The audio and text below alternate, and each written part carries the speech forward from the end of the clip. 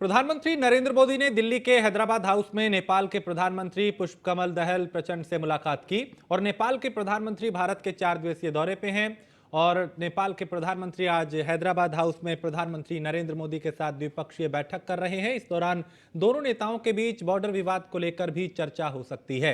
विदेश मंत्रालय के प्रवक्ता अरिंदम बागची ने ट्वीट किया कि दोस्ती और सहयोग के बंधन को गहराते हुए पीएम ने नेपाल के पीएम प्रचंड को द्विपक्षीय वार्ता के लिए हैदराबाद हाउस पहुंचने पे बधाई दी।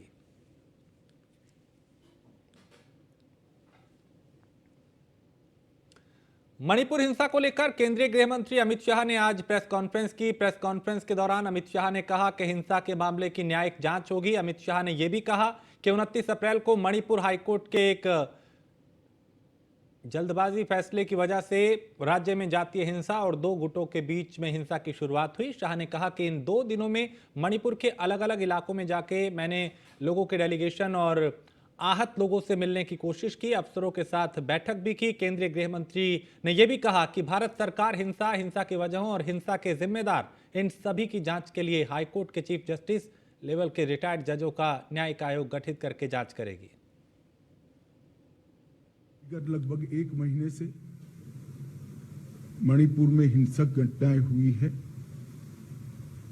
सबसे पहले तो मैं जिन दुर्भाग्यपूर्ण नागरिकों की हाल की हिंसा में मृत्यु हुई है, इस सभी के परिवारों के प्रति देश के प्रधानमंत्री जी की ओर से, मेरी ओर से और भारत सरकार की ओर से इनके प्रति संवेदना व्यक्त करता हूं।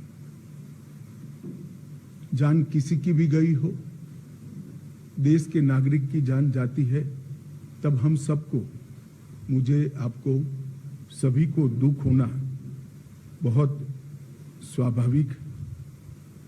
ये 2 दिन के दौरान मैंने ढेर सारे इधर और साइड के लोगों से मुलाकात की है। कोर्ट में मणिपुर के कुछ हिस्सों से आने में तकलीफ है, हम हाईकोर्ट के साथ चर्चा कर रहे हैं। 3 जगह पे वर्चुअल माध्यम से अपीयर हो सके इस प्रकार की व्यवस्था की है, करने जा रहे हैं हम चूड़ाचांदपुर, मोरे और कंपोकवी में, जहां से मणिपुर हाईकोर्ट में सीधी अपनी बहस भी कर सकेंगे और हाईकोर्ट लिबरल तरीके से उनको जब तक स्थिति नॉर्मल नहीं हो जाती डेट भी दे पाएगी। इससे काम करने में काफी सरलता होगी। खबर दिल्ली से है, जहां आबकारी नीति मामले में सिसोदिया की पेशी है और ईडी केस में मनीष सिसोदिया की पेशी हुई। राउज एवेन्यू कोर्ट में सिसोदिया को पेश किया गया और कोर्ट ने ईडी की चार्जशीट पर संज्ञान लिया है। 19 जुलाई को मामले पर अब अगली सुनवाई होगी। पेशी के लिए सिसोदिया को समन जारी हुआ था, तो कोर्ट ने ईडी की चार्जशीट पर संज्ञान लिया है और 19 जुलाई को मामले पर अब अगली सुनवाई होगी। तो पेशी के लिए सिसोदिया को समन जारी हुआ था। और जनता को महंगाई से बड़ी राहत मिली है। कमर्शियल सिलेंडर के दाम में कटौती की गई है। 83 रुपये 50 पैसे कम हुए हैं। कमर्शियल सिलेंडर के दाम में कटौती की गई है और अब इसका दाम घट के 1773 रुपये हो गया है। नई दिल्ली से लेकर चेन्नई तक दाम में दर्ज की गई कटौती और 1773 रुपये कमर्शियल सिलेंडर की नई कीमत होगी।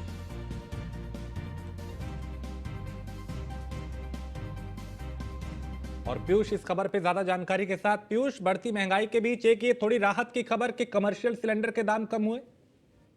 बिल्कुल, अगर हम बात करें तो निश्चित रूप से आज जनता को बड़ी राहत जरूर मिली है। चूंकि जो एलपीजी गैस सिलेंडर है कमर्शियल, उसके दाम में थोड़ी बहुत राहत सरकार की ओर से दी गई है। सरकारी तेल कंपनियों की तरफ से जो कीमत जारी हुई है उसके हिसाब से करीब 83 रुपए की कमी हुई है। 19 किलो वाले कमर्शियल एलपीजी गैस सिलेंडर की अगर हम बात करें तो अब इस गैस सिलेंडर के लिए करीब 1773 रुपये देने होंगे। पहले इस गैस सिलेंडर के लिए करीब 1856 रुपये देने होते थे।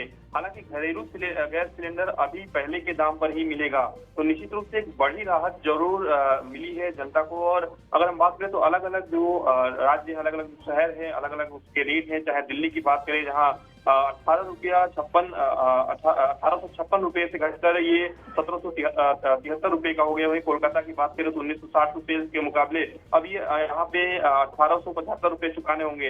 इसी तरीके से बॉम्बे की बात करें या अन्य शहर चेन्नई की बात करें तो तमाम जगहों पे कहीं ना कहीं कमर्शियल सिलेंडर की जो कीमत है उसमें कहीं ना कहीं कटौती की गई है। तो निश्चित रूप से कमर्शियल गैस सिलेंडर की जब कीमतों में कटौती होती है तो निश्चित रूप से महंगाई पर भी इसका असर पड़ता है और सीधे तौर पे आम जनता को थोड़ी बहुत राहत जरूर मिलेगी। हालांकि आम जनता इंतजार कर रही थी कि शायद घरेलू गैस सिलेंडर के दाम भी कहीं ना कहीं कम हो सकते थे, लेकिन घरेलू गैस सिलेंडर के दाम में कटौती नहीं की गई है। लेकिन कमर्शियल जो सिलेंडर है उसके रेट्स में कमी थोड़ी बहुत जरूर की गई है, करीब 83 रुपए की कमी हुई है। तो निश्चित रूप से जनता को थोड़ी बहुत राहत जरूर मिली है। बहुत शुक्रिया पीयूष जानकारी के लिए। तो ये राहत की खबर लोगों के लिए कि बढ़ती महंगाई के दौर में कमर्शियल सिलेंडर के दाम कम हुए हैं। केंद्रीय मंत्री अनुराग ठाकुर मुंबई के श्री सिद्धि विनायक मंदिर पहुंचे और भगवान गणपति के दर्शन किए। उन्होंने कहा कि केंद्र सरकार के 9 साल पूरे होने पर वो यहां गणपति से आशीर्वाद लेने आए हैं और मोदी सरकार के कार्यों का जिक्र करते हुए अनुराग ठाकुर ने कहा कि प्रधानमंत्री के नेतृत्व में हमारे देश में तेजी से विकास हुआ है।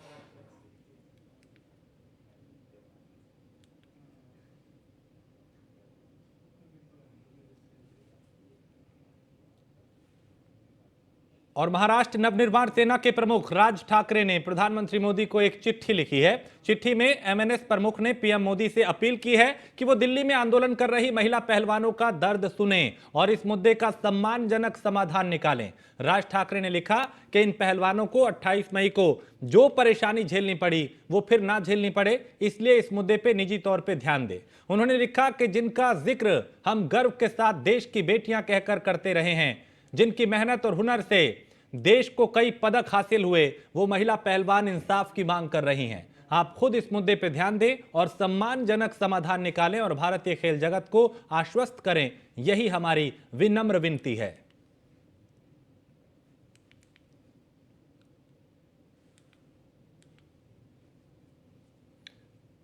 और साक्षी मर्डर केस में साहिल की पुलिस रिमांड बढ़ी है। आरोपी साहिल की 3 दिन की पुलिस रिमांड बढ़ाई गई है और कोर्ट ने साहिल को 3 दिन की पुलिस रिमांड पर भेजा है। इसी साहिल नाम के हैवान ने साक्षी को मौत के घाट उतार दिया था और दिल्ली की इस वारदात ने पूरे देश को हिलाकर रख दिया था, जिसमें कई वार चाकू से किए गए। और उसके बाद जब इस हैवान का मन नहीं भरा तो इस युवती पर उसने पत्थर से कई वार किए थे, जिसमें उसकी मौत हो गई थी। पुलिस ने इसे गिरफ्तार किया। अब 3 दिन की रिमांड इसकी बढ़ी है, चूंकि अभी कई और खुलासे हैं जो पुलिस करना चाहती है।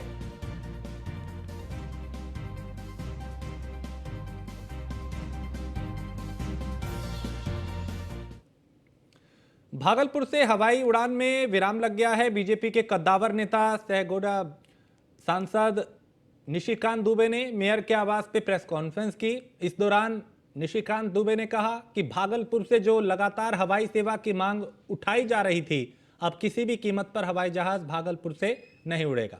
बता दें कि हवाई सेवा की उड़ान को लेकर बीजेपी नेता ने ठीकरा राज्य सरकार पर फोड़ दिया है। उन्होंने कहा कि जब तक राज्य सरकार हवाई जहाज उड़ाने को लेकर जमीन उपलब्ध नहीं करा देती, तब तक भागलपुर से हवाई उड़ान की कल्पना नहीं की जा सकती।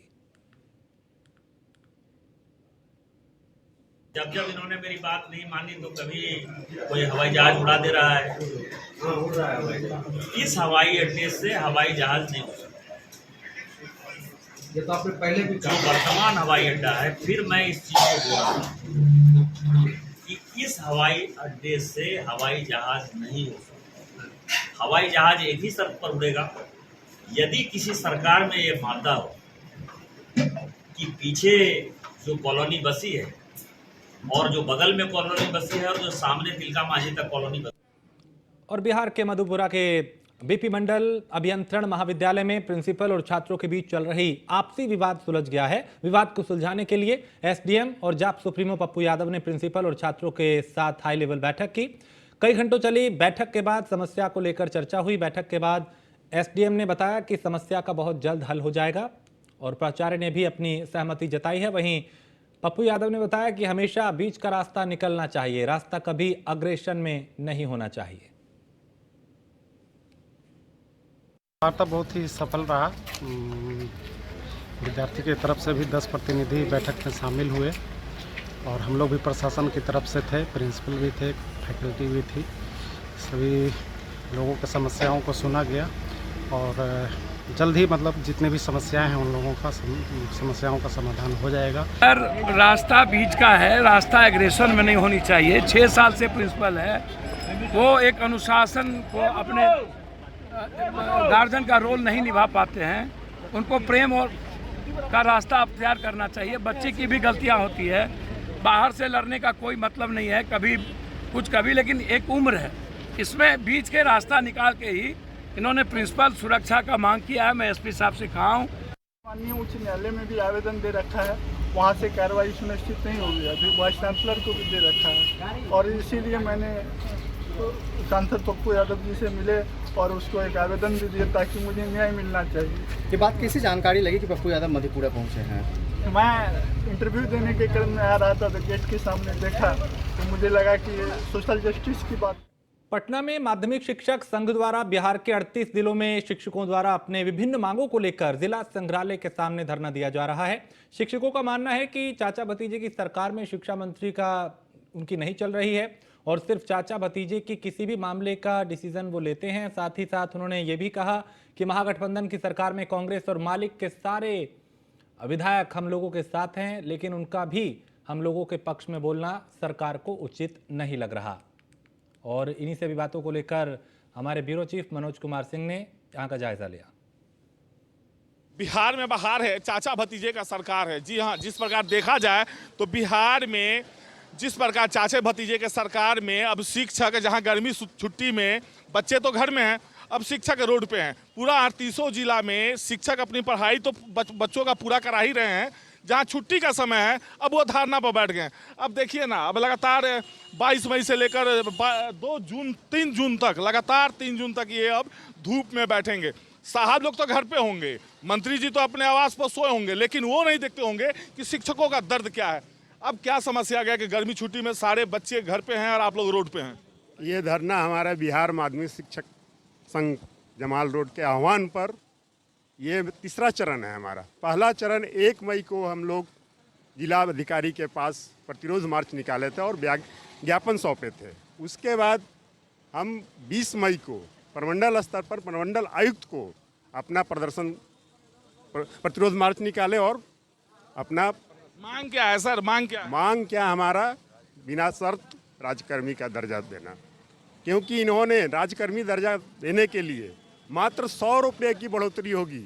इसके लिए कहते हैं कि आप बीपीएससी द्वारा आयोजित परीक्षा देकर राजकर्मी का दर्जा प्राप्त करें, जो कि पिछले हम 17 वर्षों से शिक्षा का काम कर रहे हैं, शैक्षणिक कार्य कर रहे हैं और गुणवत्तापूर्ण तरीके से। लेकिन कहा तो जा रहा है, लेकिन और तो नेता लोग कह रहे हैं, जदयू के चाहे जो आपके शिक्षा मंत्री जी के जो खास लोग हैं पदाधिकारी, उनका कहना है कि एक मांग पूरा करते हैं, दूसरा मांग का डिमांड आप लोग का तुरंत हो जाता है। ऐसी बात नहीं है सर जी, मांग तो हमारी पूरा किए ही नहीं।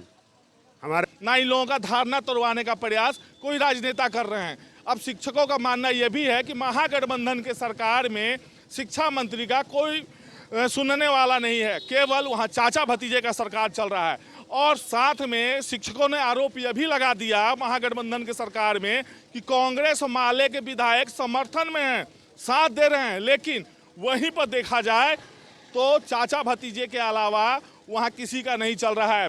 मतलब माना जाए तो महागठबंधन की सरकार केवल नाम के लिए रह गया है। सहयोगी राजा के साथ मनोज कुमार सिंह। ऑपरेशन क्लीन के तहत पठानकोट पुलिस की तरफ से नशे के सौदागरों के ठिकानों पर छापेमारी की जा रही है ताकि जिले में नशे की सप्लाई चेन को तोड़ा जा सके। पुलिस द्वारा नशे की सप्लाई चेन को तोड़ने के लिए लगातार ऑपरेशन चलाया जा रहा है और आज भी पठानकोट पुलिस द्वारा जिले के विभिन्न इलाकों में नशे के सौदागरों के ठिकानों पर छापेमारी की गई ताकि जिले में अवैध नशे के सौदागरों पर नकेल कसी जा सके। एसएसपी पठानकोट द्वारा जानकारी दी गई और बताया गया कि जिले में नशे की सप्लाई चेन को तोड़ने के लिए ऑपरेशन क्लीन के तहत लगातार कार्रवाई की जा रही है। ਅੱਜ all over state Punjab state ਦੇ ਵਿੱਚ ਮਾਨਯੋਗ ਡੀਜੀਪੀ ਪੰਜਾਬ ਜੀ ਦੇ ਦਿਸ਼ਾ ਨਿਰਦੇਸ਼ ਤੇ ਆਪਰੇਸ਼ਨ ਕਲੀਨ ਚੱਲ ਰਿਹਾ ਹੈ। ਆਪਰੇਸ਼ਨ ਕਲੀਨ ਦੇ ਵਿੱਚ ਅਸੀਂ ਜਿਹੜੇ ਕਮਰਸ਼ੀਅਲ ਕੁਆਂਟੀਟੀ ਦੇ ਕਮਰਸ਼ੀਅਲ ਇਨ ਦਾ ਸੈਂਸ ਵੀ ਜਿਹੜੇ ਮਗਰਮੱਛ ਨੇ, ਜਿਹੜੇ ਵੱਡੇ ਸਮਗਲਰਸ ਨੇ, ਸਾਰੇ ਪੰਜਾਬ ਦੇ ਵਿੱਚ ਡਰੱਗ ਸਮਗਲਰ ਨੇ, ਉਹਨਾਂ ਦੇ ਉੱਪਰ ਰੇਡ ਹੋ ਰਹੇ ਨੇ ਉਹਨਾਂ ਦੇ ਘਰਾਂ ਦੇ ਉੱਪਰ, ਉਹਨਾਂ ਦੀਆਂ ਲੁਕਣਗਾਹਾਂ ਦੇ ਉੱਪਰ ਸਾਰੇ ਪਾਸੇ ਰੇਡਸ ਹੋ ਰਹੇ ਨੇ। ਵੱਖਰੀਆਂ ਵੱਖਰੀਆਂ ਪੁਲਿਸ ਟੀਮਸ ਗਜ਼ਟਡ ਅਫਸਰਾਂ ਦੇ ਰਹਿਨੁਮਾਈ 'ਚ ਇਹ ਆਪਰੇਸ਼ਨ ਕਰ ਰਹੀਆਂ ਨੇ। ਜ਼ਿਲ੍ਹਾ ਪਠਾਨਕੋਟ ਦੇ ਵਿੱਚ ਵੀ ਅਸੀਂ 7 ਥਾਵਾਂ 'ਤੇ ਆਪਰੇਸ਼ਨ ਕਰ ਰਹੇ ਹਾਂ, ਪਰ ਉਹ ਮੈਂ ਹੁਣ ਆਪਰੇशनल एमरजेंसी करके डिस्क्लोज नहीं कर सकता। बिहार के डिप्टी सीएम और स्वास्थ्य मंत्री तेजस्वी यादव अचानक पटना सिटी पहुंचे और वहां मिशन 60 के तहत किए गए अस्पताल के कायाकल्प का निरीक्षण किया। पटना के गुरु गोविंद सिंह अस्पताल का मिशन 60 के तहत स्वास्थ्य व्यवस्थाओं को सुधारने की प्रक्रिया चल रही है और इस दौरान जो भी कमियां उन्हें देखने को मिली उन्हें जल्द से जल्द दुरुस्त करने की बात की। और 30 करोड़ 56 लाख की लागत से बनने वाली राष्ट्रीय स्वास्थ्य मिशन योजना के अंतर्गत गुरु गोविंद सिंह सदर अस्पताल परिसर में ब्लड बैंक और SNCU का उद्घाटन भी किया। पहली बात, भाजपा नकारात्मक पार्टी है। भाजपा वाले लोगों की चिंता नहीं है, ना अस्पताल की चिंता है, ना स्कूल की चिंता है, ना कॉलेज की चिंता है, ना लोगों को नौकरी मिले इसकी चिंता है।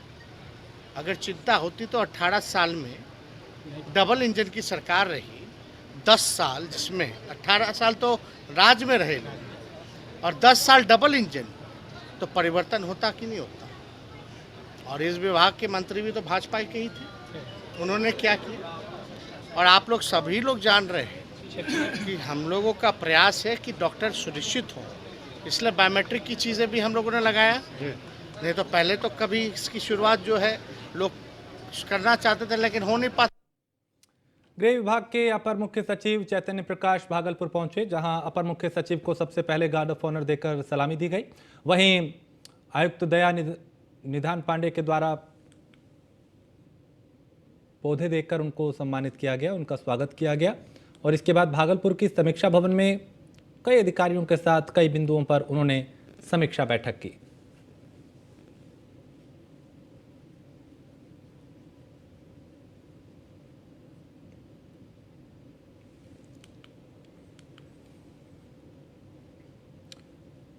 राजस्थान में आगामी विधानसभा चुनाव से पहले अशोक गहलोत के नेतृत्व वाली कांग्रेस सरकार ने बड़ा ऐलान किया है।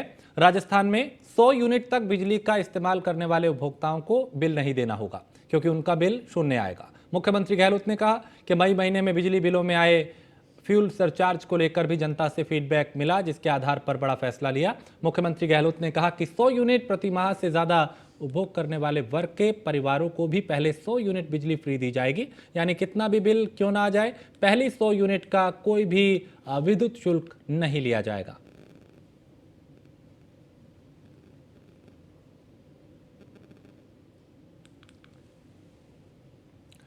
नैनीताल पुलिस ने सत्यापन अभियान चलाया, जिसके तहत पर्यटन व्यवसाय से जुड़े लोगों का, जो बाहरी लोग थे, उनका सत्यापन किया जा रहा है। वहीं नैनीताल कोतवाल धर्मवीर सोलंकी ने बताया कि पर्यटन व्यवसाय से जुड़े बाहरी लोगों का सत्यापन किया जाना है, ताकि नैनीताल आने वाले पर्यटकों के साथ कोई अनहोनी ना हो, कोई लूट ना हो।